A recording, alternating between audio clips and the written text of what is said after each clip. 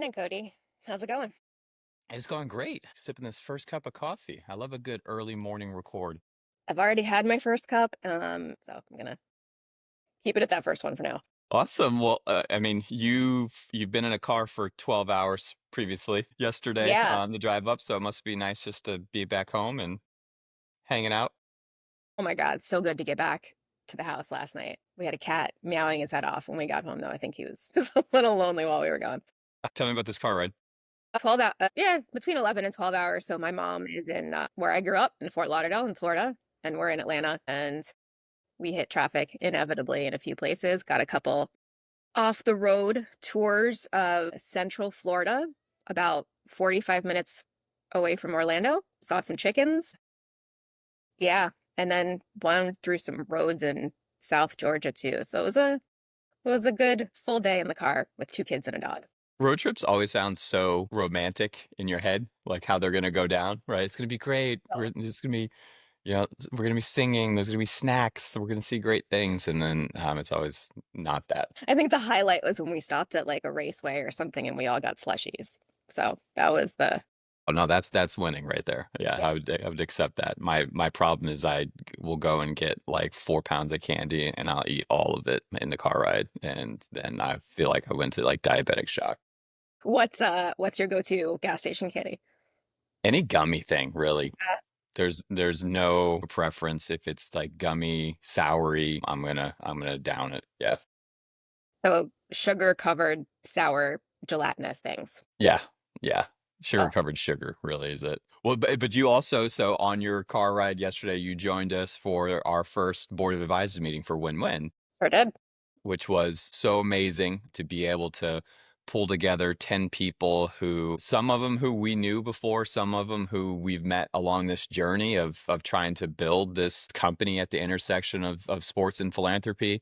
And it was so for me personally, it was such a almost like overwhelming, like emotional experience because it was like it's hard sometimes when you have an idea and you put it out there in the world, you do not know how people are going to react to it. And I felt really strong about this one. This was, a year or so in the making of me just like noodling and noodling, noodling, and then pulling you in and noodling with you. And then all of a sudden I start talking about this more out loud. And then to get a bunch of some strangers, now we'll call them friends, Absolutely. on a meeting and just energized and wanting to help and wanting to help build this thing. I thought that was everything to me yesterday. That was just awesome.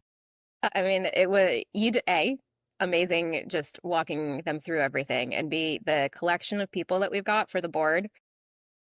There are so many ideas and light bulbs were going off just as they were doing their intros. It's yeah, Well, I'm I'm real. glad you were in the car, like monitoring the chat because I wasn't. I was in the zone. I definitely get into that space where as soon as I start talking, even like right now, I start talking and it's like I got to get the ideas out of my head before I lose them. Or I don't know why. It's a stupid thing, but yeah, no, it was amazing. I was texting with a couple of our folks last night, just even follow-ups to that where more ideas were firing off. And I think that's going to be one of our challenges is that there is so Mhm. much opportunity in this space. There's so much good stuff going on between this intersection of sports and social impact. So it's going to be fun to unpack a lot of those things. For everyone else, you'll get a chance to actually meet our board of advisors. We're gonna sit down just like this and chat with each of them. And they come from the sports executive space, sports media executives. We've got media personalities. We've got team legal counsel. We've got folks over at Nike. We got folks at CBC. And there's going to be some folks on the nonprofit side as well. So we've got folks that are really going to be helping you and I and Ted build this thing. So we're looking forward to it. It's an amazing, amazing group of people. Yeah, I'm excited to introduce them to everybody else too. So for this program, and that's what we're calling these. We're calling these programs. We had a little, are they shows? Are they programs? The vernacular we're not quite sure on. We just know there's a lot of cool things that we want to talk about, and we think that are going to be really interesting for this audience. And so the format of this show is what we're going to really do in Beyond the Scoreboard is we're going to take a few of the stories that came across, kind of our desk over the course of a week, and we're going to dive in deeper. And Amy and I are going to talk a little bit about these stories. We have all of this experience outside of the sports world, even well within the sports world, but outside the sports world that we're going to bring to bear and hopefully offer, a certain perspective that isn't out there right now, which is, how do we do this? How do we package this differently to make it so that, again, and I've said this a few times, is that the good work that's going on in sports isn't adjacent. It's actually part of the fabric of sports. So that's what we're going to try to accomplish once a week, sit down with everybody and just talk about the cool stories that we've seen. I mean, we definitely encourage folks to get involved and shoot us over stories that they've seen, or For sure. join in the community and get into the comments and all that good stuff. Yeah. No, yeah. If anybody has anything that's interesting and they're like, this is going to be a great, great conversational topic, shoot it over to us for sure. We'll take a look at all of it because the more the better. Yeah. So our first story is this guy behind me. So LeBron got a Barbie. And it shipped so quickly. I was kind of amazed. It did. I got this yesterday, so I was one of those folks that didn't stay in line. I've got a policy against standing in line for anything. As a sneaker person, it's part of the culture that I'm just too old for that. I'm 45 years old and I'm not standing in line. Back in the Ticketmaster days, when you had to stand in line for concerts, did you do it back then? No, Wow. I've Okay. I've just never. I don't want to spend that much time doing it because whatever that thing was, like, especially if it was a concert or something, I'm like, if I'm standing in line 2, 3 times longer than the actual concert, that just seems absurd to me. That's the logical side, right? Yeah. Yeah. Um, so we got a LeBron. This is like I'll put it over here. This is like an investment piece for win-win. This is like our I our love it. our one of our angel funders is going to be whoever buys this thing from us. But let's talk about this because this was an interesting story for us because there's so much tie-in and connection with LeBron's philanthropic work. But it's a Barbie. Yep. It's this toy. It's mass-produced. There's so many different angles here. So I mean, I'll kick it off. Like, I'm a big fan of this, of not the doll, but it's awesome. It looks great. It's got his little Letterman jacket. He's got some, his plaid pants on, pair of Nike Terminators, which I didn't understand why they didn't use a pair of LeBrons. I don't know why they used That's a great question. the Terminators. Then he's got, the I Promise band, which is a shout out to his foundation. Then he's got his Family Foundation T-shirt on. I mean, the details are great. Oh yeah, his Beats by Dre. He's got this gold. I'm gonna assume it's a Rolex. I don't actually know. But there's a lot of little subtleties here. But the subtleties to me really mattered because I think, he's a global icon, right? Everybody knows who LeBron is. He may be the most famous athlete in the world. And when he does something like this, sure, it's Mattel and Barbie selling product, but it is an awareness piece about the things that matter to a global superstar. And he put there's some commercial stuff on there, and there's nothing wrong with that. Like, great, right? Like, capitalism's not bad, but it is using that platform to also showcase the other things that matter to him. Yeah. I mean, it was a very purposeful choice. I'm sure between him and the folks at Mattel, they could have easily gone, with a game day attire, uniform, whatever it might be, but they chose specifically the jacket, bracelet for a reason. And I think can you hold up the back? Yeah. Because I think the back talks about the foundation a little bit, right? Yeah, it's this whole story about um a kid from Akron. LeBron James hails from humble beginnings, forging a legacy, right? So, like, he's talking about his It's his legacy story. already. Yeah, and then it gets into a man of his word. LeBron fulfilled this promise in 2004 by founding the LeBron James Family Foundation. And then it gets into all the things that the foundation does. So, right, like, that's front and center. And then they've got the little logo here too. The logo's on the front of things, the Family Foundation. And it's not, yeah, to your point, Amy, like, there's no mention of Lakers, Heat, Cavaliers. I mean, granted, that's probably a licensing issue and probably more money that needs to get paid to somebody. But like, just the other part that stood out to me is like kind of what this represents, right? He's the first ambassador, right? And for it to be an African American man, I think that also says something, right? It's not, coming off the big Barbie movie last year, like there's a cultural Yeah. awareness of Barbie right now. And it would have been great if they got this out 6 months ago, 9 months ago, when the Barbie movie was at its height. But maybe that's when the idea came up, and this was like a quick Eh, manufacture. I have no idea, but I mean, it's a great follow, right? On the whole, on the Ken boom that came out of that movie anyway. yeah, well, now all I'm thinking about is who's going to be the next one, and are they going to have the same philanthropic angle as this? Are they going to get a an athlete like a Steph Curry? Is it going to be another basketball player? Is it going to be someone who's is it a baseball player like Aaron Judge who does so much philanthropic work himself and work with kids? Like who knows, right? But like I think that's the other interesting part to me is that this model has been set as to what a Kenbassador is. Whether that thing is important or not, time will tell. But the fact that LeBron was the first and At the who, stage. yeah, it's all there. There was a couple other little things that I think we should mention with this is that Mattel was also donating a copy of LeBron's book to Save the Children. Yeah. And they also made a donation, like, they didn't talk about how big the donation was, like, who knows? That wasn't public. I don't think it was, like, terribly sizable or it would have been They would have announced it if in the it, press release, yeah. but to me, like, I don't even think that matters because I think the producing of this and raising awareness of the foundation in and of itself is a massive value, Yeah. and because it's a family foundation, like, LeBron's funding this thing. This isn't a public nonprofit, right? That's looking to go out and raise money for its programs. Like, LeBron and his wealth is funding this thing, so Right. So the they more don't need people, a big donation. Yeah, yeah. they need awareness. So it's probably not a model that all athletes can follow. Like there's those private family foundations and there's those public nonprofits that need to receive the money. And honestly, like athletes, a lot of times they don't set these up properly. Had a lot of conversations, with lawyers about like, oh man, I wish I could have talked to them before they set their foundation up because they do it wrong. They they wanna accept, donations in, but they set it up as like, a private family foundation so that they're the sole, um, revenue generator for that, and that's usually the opposite of what you want, unless you're LeBron and you've, got hundreds of millions of dollars.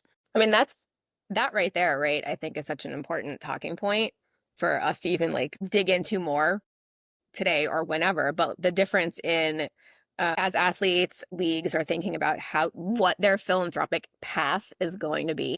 Yeah. Like not just looking at what the biggest names have done, it's what's right for you as an individual in your particular scenario. And I think that's maybe gets overlooked because of so much of the, oh, well, everybody's doing X or everybody's doing, doing the background work to make sure that this is actually going to have the impact that you want first. I've seen this in real time, Amy, where so I am going through the George Washington University Sports Philanthropy certificate program right now. It's amazing program, such a great collection of people that are doing good and using sport to do good. And we've got a mom of an NFL player in this course, and I give her all the credit because she is doing the work, right? She's doing the research to find out how to do this properly because the question was, do we go and start our own foundation? Do we just work with a nonprofit? What's the thing that we do? Because they as a family feel like they have this platform, they want to give back, and it's just like that's the beautiful thing to see. But her going through and asking the right questions and Yeah. asking the questions of what questions she should be asking herself and her son, which is like, what do we do? Well, what do we care about? What are the things we want to see changed? What are the missions that connect to us as a family? And those are all the great questions instead of and we've seen this in our advertising Oh, backgrounds and absolutely. worlds where, you get an athlete who's just, tied to some random event or some random mission that they don't have a personal connection to. And People the see through it. moment happens, the flash in the pan happens, and then that athlete goes away, and you're just like, well, what the hell just happened? Yeah. Yeah. I mean, the point you were saying a second ago too about do I start a foundation, do I start a nonprofit, or do I partner with an existing one? Like, I think that's pretty huge also because there are so many nonprofits out there already. And there are ones that are really doing impactful work at scale. And the question is, can you make the biggest impact going off and creating a tiny little thing of your own? Or why not do what we should be doing in general, which is just collaborating? And instead of, starting something that's going to take you forever to get off the ground and isn't going to have the same equity as something that's already built and is doing the work, like consider the partnership angle too. I think that gets missed a lot. Just so much. All right. And so I'm going to stand on the soapbox real quick because this is something that is annoyed me so much in our work that we've done with nonprofits, right? So Amy and I had the fortunate benefit of for the last, well, for me, 10, 11 years, for you, 6 years, About seven. working at a great agency that focused in on helping nonprofits with their own comms and fundraising and strategic comms and marketing and all that stuff. And one of the issues we would always see was that there's a new nonprofit that gets started that gets funded somehow. Typically, and I would call these the Upper East Side organizations because it was someone who had some rich friends and got their nonprofit funded, and their mission was something that 10 other nonprofits were already doing. And it's just like doing that. Let's stop taking the resources away from organizations that are already figured it out, have programs that are already quantifiably working and solving some type of challenge. So we would see this all the time, and it would be so frustrating because it would be like capitalism didn't take over in the nonprofit space yet. The best idea or the best venture or the most efficient didn't necessarily rise to the top. And it'd be frustrating because you could see that in a kind of this space where, yes, does an athlete need to go and start another nonprofit? They Mhm. have this amazing platform, especially active players, where they are more relevant in society than most other news makers, most Yep. other people that are fighting for attention in our attention economy. They don't have to fight for it. They post a tweet, they throw up an Instagram, and like there's instant The audience. visibility. Yeah. So being able to help steer those athletes, steer those even organizations, teams, leagues that are emerging, steering them toward organizations that are already doing really impactful stuff and just need more awareness around it, Yes. right? Like that's the win-win, right? You can do that, like that's amazing and help these athletes like and the ones like LeBron who can do stuff like this, where is it? They're boom do it, right? Like, awesome, because all you're doing is creating this aspiration for every other young athlete that's like, "Nah, I wanna get a Barbie. I wanna have a family foundation. I wanna help," like, with LeBron with Akron, helping an entire city out. That's dope. Like, that should be the aspirational thing, but that's not what everyone can do. So it's not a model that you can follow. Right. It's a model that yeah, that you can aspire to and that you can learn from, and then it goes back to asking the question based on my situation, my scenario, what is the right way for me to do this? And like maybe for some athletes, the answer is partnering literally with the LeBron James Family Foundation and Yeah. amplifying that and becoming part of that ecosystem. That's Yeah, actually a dope idea. Like, imagine taking LeBron's his Akron model and applying that across the country with other athletes with where they're from, right? And applying the same holistic model because mhm, what LeBron's doing is really holistic. It's not just the education piece, it's the housing piece, it's the workforce development piece, it's the jobs piece for the yeah, parents, it's all those things. So yeah, that's interesting where it's just these little LeBron networks. mhm. LeBron, give us a shout. We got some ideas. I mean, why not? That's how it scales. And Yeah, that it becomes this repeatable model that could have such an enormous impact. right. And sport really just being the catalyst for that. Like Yeah. without basketball, like there's no LeBron James. Now, granted, dude would have probably been a tight end for the Browns. That dude's just a freak of an athlete. Like I mean, I'm 45. The thought of playing basketball 82 games a year plus the playoffs right now, that's wild. Longevity. Yeah. Um, yeah. Shout out longevity. So we got another. I'm gonna put LeBron back here. We got another thing we want to talk about, which was the women's NCAA tournament. Yep. Yep. And Intuit did something really interesting that we felt had some social impact dynamics, which was they were doing real-time NIL deals with athletes that were participating in the women's NCAA tournament.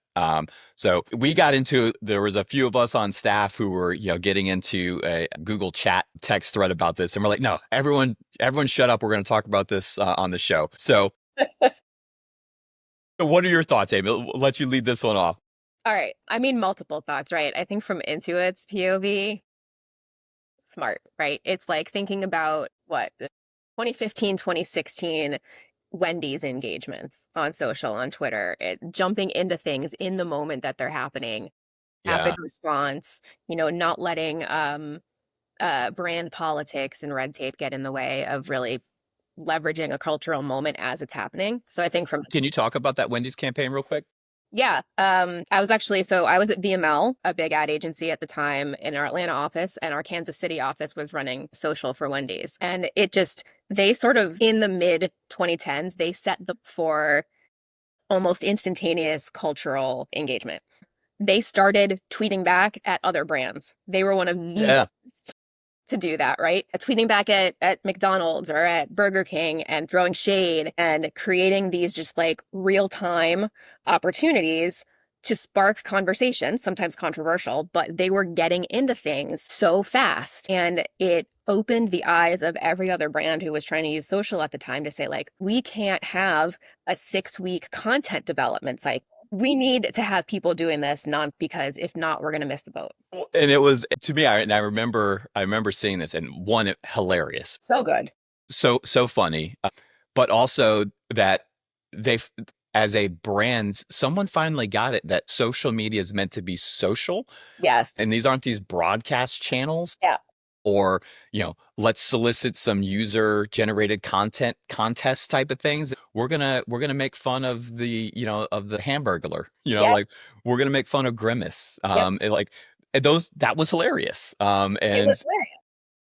what's like ironic is like during those same time periods, like it was almost a career suicide to be able to be a social manager for a big brand, because if you screwed one thing up, Oh, I right, you didn't want that job. You didn't want to be the person that was pressing like send on a Twitter account or an Instagram account or Facebook account, because if you screwed one thing up, you're done. So Wendy's was like, screw it, let's just have fun with it. So dope. Sorry, we sidetracked, but I wanted to give some context, as now 10 years later, right. we're in this moment where Intuit's doing instantaneous, not just marketing, but instantaneous contracts. Yes. Yeah. And I mean, it's based on the same principle, right? Like this is happening now, and these are the players that we're seeing are getting traction. Let's sign them. And from a legal standpoint, so one of our board members is legal counsel at the Atlanta Hawks down here. I kind of, as we're talking about this, I'm like, I want to pick her brain on the legal. How does that get approved from just a paperwork standpoint, right? In the moment when partnerships notoriously take months to be able to work out all the details of. Like, I'm kind of interested in the logistical piece of that. Well, and that's the piece that's the piece I have a problem with, Yeah, is yeah, so from a social impact perspective, this to me, there's two sides to this. One, it was being more inclusive and opening up the doors to more people, right? NIL, I'm talking about yeah, money, right? Access to the rewards of your hard work. And so what Intuit was doing was giving NIL deals in real time based off of the performance of a student athlete in that moment, right. right? So I'll bring up a few here. And some of these are folks that, AZ Fudd over at UConn, right? She's had a remarkable season already. She's probably gonna ball out during the tournament, and yeah, she won a national title. But there were some other folks, a couple, kids from Kentucky, Sanaya Rivers from NC State, and the numbers on these things. So these are folks that Intuit signed after their first couple of games. and they said, we want to work with you. We want you to use your socials, use your Insta and use your TikTok to push out some Intuit content further. And I mean, this was huge. Let's see that I'll add up a couple of these things. So TikTok, we're talking about 25 million views between these five players. On Instagram, even bigger. We're talking, oh no, it's a little bit smaller. Instagram's smaller audience. So almost a million views on Instagram. So I love that aspect of it, right? Players who wouldn't have been able to get NIL deals without like this moment, without this innovation. Mhm. But the issue to me, so the negative social impact side of things. So, I spent time as a coach with Boston College softball last year. I was their director of program development, and so I traveled with them, and worried about the hotel and the hotel not having the right facilities, or lizards in rooms. I'd be the guy that would go take the lizard out of the rooms.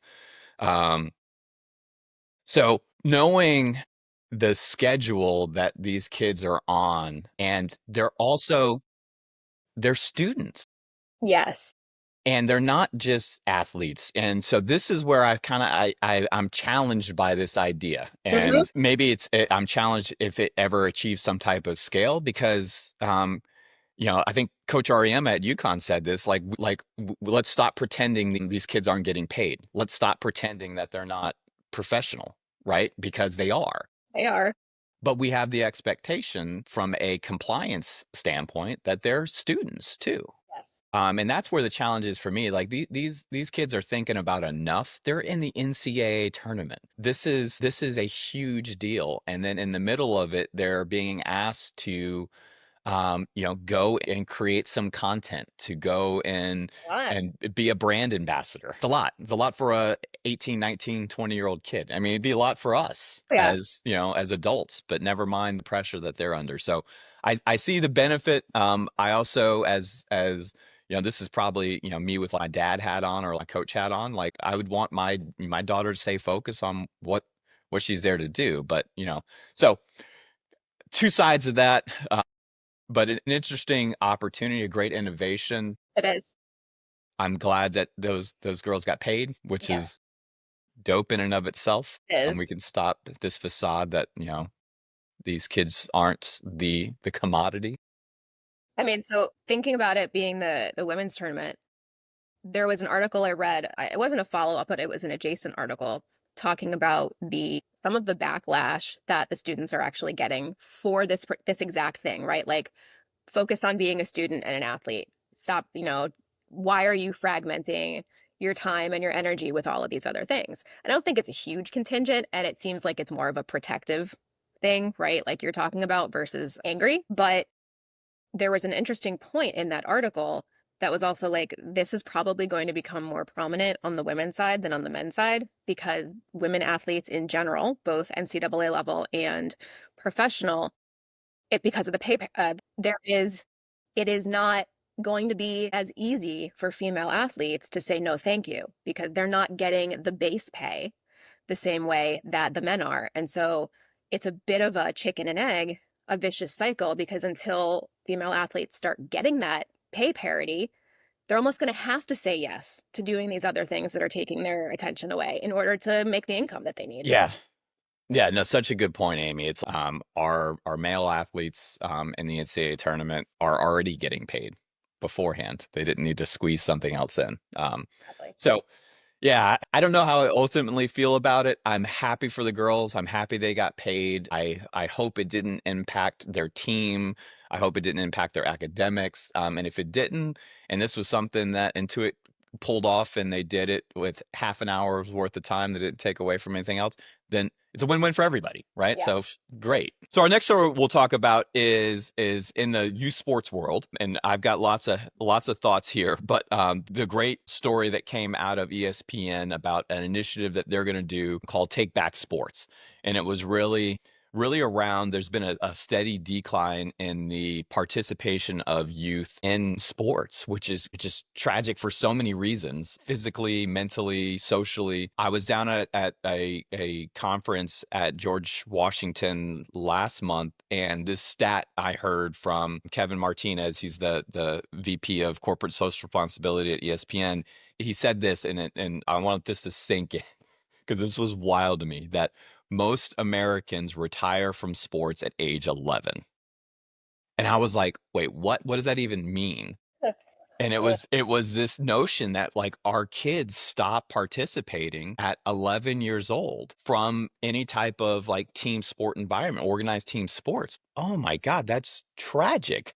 Yeah, it So is. so we start and then it started to really hit me, you know, as a dad of 2 kids, and one above that line at 13 and one below that line at 8. Um, it started to make a lot more sense from some of the stuff that I see as a dad, but also as a coach, that's coaching some of their Yeah. sports. God, 11 years old, kids are just done. I mean, so my kids are roughly the same age as yours. My daughter's 14 and my son's 10. My daughter was in gymnastics since the time she was 2, right? And when she got to, I want to say it was probably 5th grade.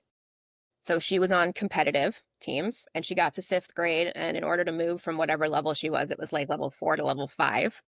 She would have had to commit to be in the gym between 12 and 16 hours a week. Yeah. And here she is. So 5th grade, how old was she? She's 14. So she was 10.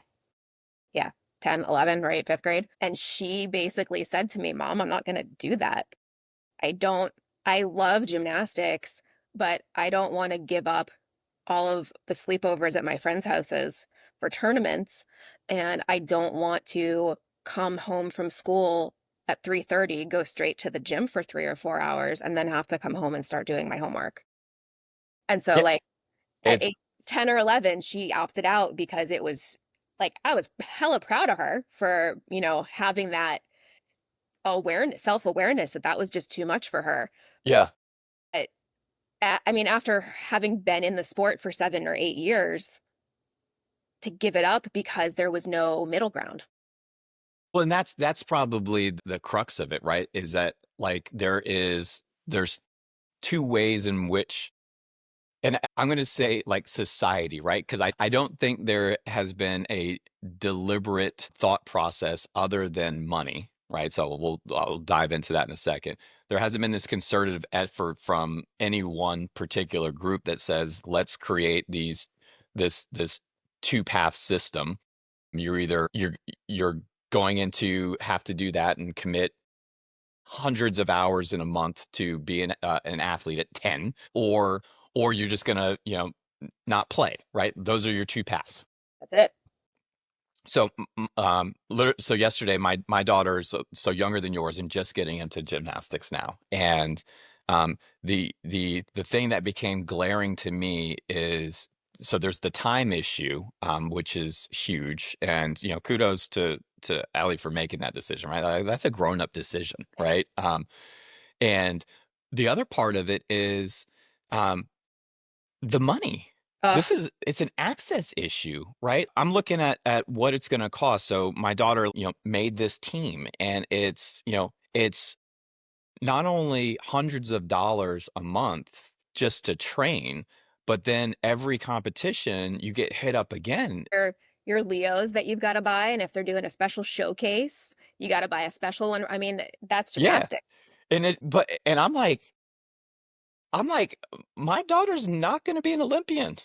I'll support her if she wants to go all in, but the expectations that I Mhm. see so much as a coach, I see Yeah. from parents that they think their kid's going to be the top, and all of our all of our programming, all of our Leads towards that. development is geared toward that, Yes. creating these elite level athletes. Yes. And it's like, man, just let these kids play and have fun. They're learning so much just from being a part of a team, from being able to socialize, being able to fail, being able to suck at something. You Yeah. gotta learn that. That's a Yeah. grown-up thing to do. we're learning this real time with creating these videos. The first few, they sucked, right? But like, you got to be able to deal with that and get better at it. The thought at 11 of a kid missing out on that, on Yeah. just being a part of that, it hurts me. And so we're so excited to see ESPN diving into this. Now, ESPN, right? So there's the warm fuzzy feeling that ESPN's getting behind this, Disney's getting behind this, but there's some financial reality for them too, which is on the business side. If kids aren't playing sports, kids aren't becoming fans of sports as adults. And if there's no fans of sports, there's no one watching. It's a win-win, right? Like Yeah. I think pairing the financial realities and outcome and the social impact, I like it's a great alignment for me. And it was actually it was refreshing to hear an executive say that.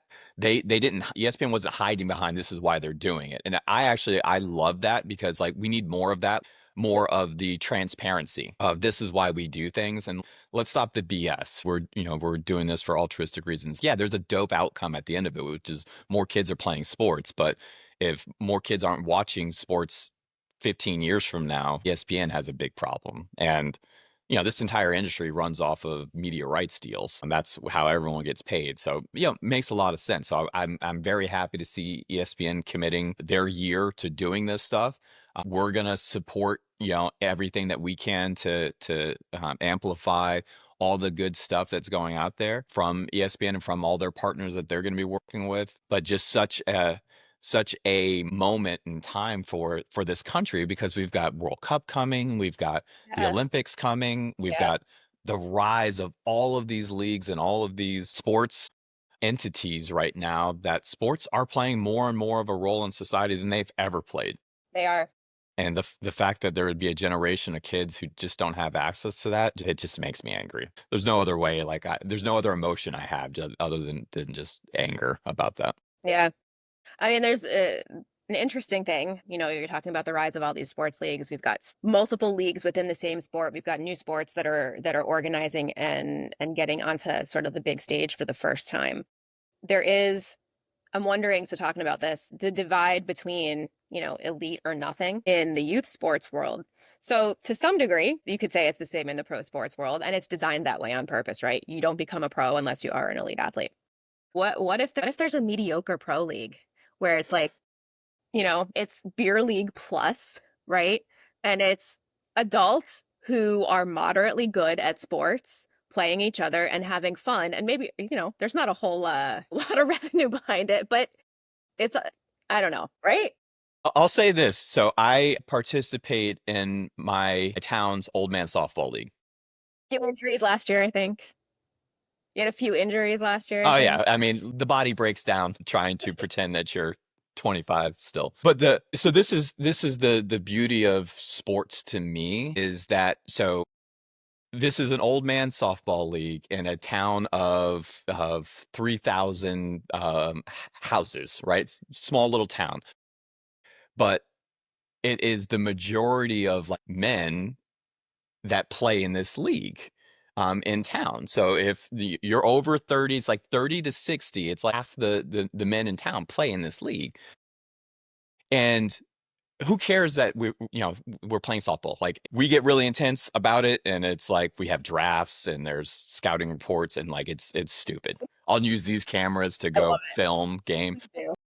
But here's a really important part to me, and this is to your point. Like maybe there's these other things that can be built. Is my 13-year-old son 2 weeks ago? We were talking about summer camps and getting all those aligned, now and all that work we do as Yeah. parents to make sure working parents too, right? Like it's chaos in the summer, and he was like, "Dad, I can't wait till softball season," and I was like, "Why, dude?"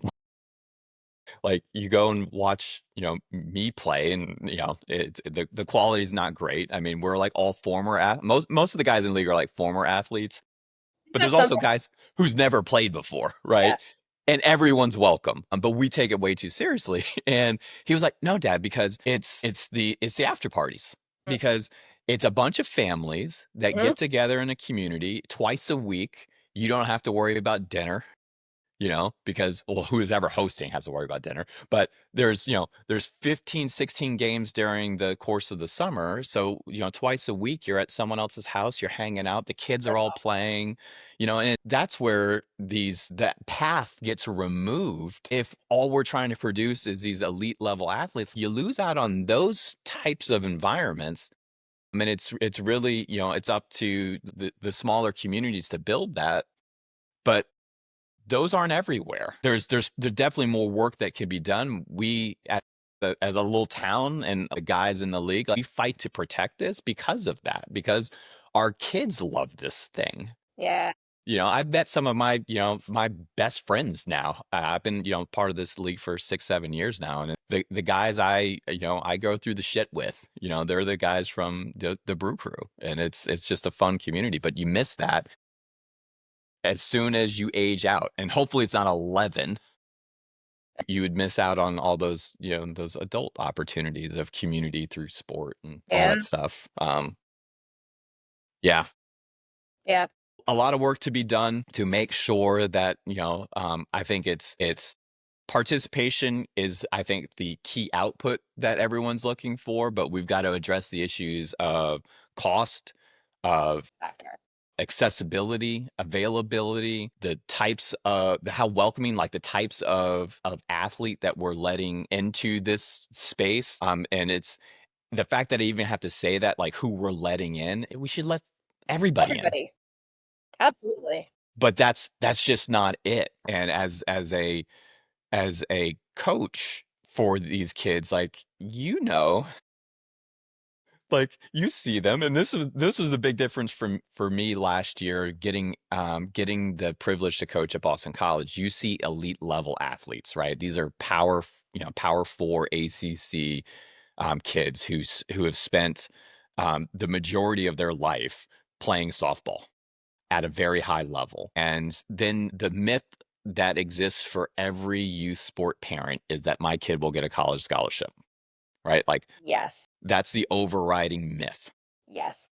And what I was able to take away, one, like the speed, the athleticism of the college kids is phenomenal, right? Like, every kid that I've coached at a youth level, I'm nowhere close. But you got your big fish in a little pond scenario where, my kid's the greatest at, this in this geography. And it's just like, the world's a big place. Yeah. Most of our kids at BC, they're from the South. They're from, out West, where kids get to play 12 months out of the year. So being in the Northeast, on some of these field sports, it's a disadvantage. So it's like reshaping that reality is part of, I think, what we need to do as a society. That the goal isn't getting your kid a college scholarship. The goal is producing a great kid. Agreed. And finding the opportunities that allow them to become that. And it's not always, yeah, competition's great, but it's a piece of it. It can't be the only thing. Yeah. Sports is the vehicle, not the end goal, not the outcome. I'm convinced, and I'd love for someone to do this math of the amount of money spent on travel Oh my God. programs, on private coaching, on equipment. Like, when I've got, you know, 12 kids on a little league team and they all got $300 bats and they all get 3 hits the entire year. Yep. It's just like the cost per hit on a bat. It's ridiculous. Like, but if Uh, you took all that money and you put it into a college savings account, there's your scholarship, right? Like, yeah. there's the money to go to school. Stop spending it on trying to turn your kid into a D1 athlete. The kids that got talent to do that, great, go do it. But, like, we all know that is a minuscule amount of people that get that opportunity. But the fantasy is still there for so many parents. Yeah. I'll give a plug to Play It Again Sports. You have those up in Boston? Yep. I think so, right? Yeah. Okay. So my 10-year-old, my son, he tried multiple sports. He doesn't like any of them. His thing is esports, is what it is. I don't get it, but he freaking loves it. So I'm cool. Esports is sports, Right? right? Like, I'm a big believer in that. He is all into that, and I'm very excited for him about that. But when he tried out for I live in a city called Sandy Springs, so he tried out for Sandy Springs Little League a couple years back. And we're looking at the list, and he needs the helmet and he needs the the bat and whatever else, and we had to pay for the uniforms and for the not just the actual on-field uniforms, but you got to get the t-shirt and you got to get the shorts and all that stuff too. So we're like, all right, can't do much about that. But I'm sure as hell not going to go buy a $200 bat. Play it against sports. And like we got out of there for $70 because as a parent, I'm like, this is a gamble and I'm not going to invest all this money in something that he might not like or that no delusions of him going to be an elite athlete in baseball, but like let's let him have some fun. And I think the more, even from the parents, like the kids get really into it and they want the best stuff, but I think like he was so totally fine with going and shopping at all, oh, this one looks cool. Yeah, I like the color. He did not care Yeah. one bit. He just wanted to get stuff to go play, and that's it. Yeah. They don't know. They don't care. Yeah, they just yeah. But you see the what ends up happening, right, is one kid gets one style of bat and And then they all want it. And I'm just like, hey, this was something I actually heard on another podcast where this guy was a coach and he was like, we're gonna have a team bat, we're all gonna chip in I love it. and we'll get the greatest bat that money can buy, but we're all going to chip in and do it because all of you kids and this is the reality of little league is that it's 10 or 15 games in a season. A kid is going to have the best hitter on the team is going to have 10 or 15 hits, right? Is going to have a hit a game. Right. And so if you do the math on that, a bat will have 50, 60 hits on it. Like it doesn't make sense to go invest thousands of dollars so that every kid has a $200 bat. These things can withstand more than that, and you don't need a new one every season. No, no, Yeah, it's so it's true. it's it's gotten pretty ridiculous. Well, we covered so much today, and we're gonna do this every week, right? We're going to take a few stories that are out there. We're gonna give our take on them. We're gonna you know sometimes agree, sometimes disagree, but we're gonna give some perspectives on things. And one of the things that we need your help with as our audience, I mean our community here at Win Win is if there's cool things that you come across that we need to know about that we can help amplify as we grow this network across all the different channels that we're going to be on, let us know. Hit us up on social, here on YouTube, on LinkedIn, on Instagram. If you haven't signed up for our newsletter yet, go over to that'sthewinwin.com, sign up for our newsletter. Tons of ways to get involved with what we're building, and we truly are building it real time. So this is one of those build the plane as you're flying it situations. And if there's folks out there that know how to do something that we don't, we want to know. Please. And that's a lot of things. So please reach out, be a part of this community, and we'll have a new episode for you ready next week. Amazing. All of it sounds great. All right. Thanks, y'all.